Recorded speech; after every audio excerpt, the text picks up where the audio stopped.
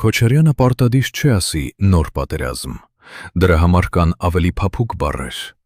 արժանապատիվ խաղաղություն, Շուշի, հադրութ, դեօկուպացիա, բանակի վերականգնում, երաշխավոր պետություններ, և այդ ամենի հետևում հին պատասխանը, Ռուսաստան։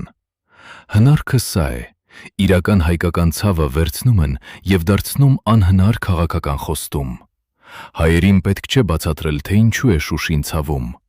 պետք չէ բացատրել, թե ինչ է Հադրութը, ինչ է Արցախը, ինչ է տեղահանումը, ինչ են գերիները, ինչ է նվաստացումը։ Այդ ցավը իրական է, բայց Քոչարյանի ճամբարը այդ ցավը օգտագործում է, որ վաճառի վերադարձ դեպի այն ռազմադաշտային տրամաբանությունը, որը մեկ անգամ արդեն կոտրեց Հայաստանը։ Նրանք պարզ չեն ասում, ահա ռազմական պլանը, ահա գինը, ահա դաշնակիցները, ահա ով է ուղարկելու իշտղաներին, ահա ինչպես ենք խուսափելու նոր լայնամասշտաբ պատերազմից։ Ոչ, ասում են արժանապատվություն, հետո այդ բառը լցնում են ռևանշով, ասում են անվտանգություն, հետո ցույց են տալիս Մոսկվայի կողմը։ Բայց Հայաստանը արդեն փորձել է ռուսական կենտրոնով անվտանգության մոդելը։ Հապկ երաշխիքները չպաշտպանեցին, երբ պետք էին։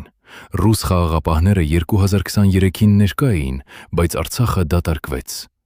Դրա համար, երբ Քոչարյանի բլոկը արժանապատիվ խաղաղությունը վաճառում է Շուշիով, Հադրութով և դեօկուպացիայով, հարցրեք գործնականը՝ ո՞ր բանակով, ո՞ր պայմանագրով, ո՞ր դաշնակիցներով։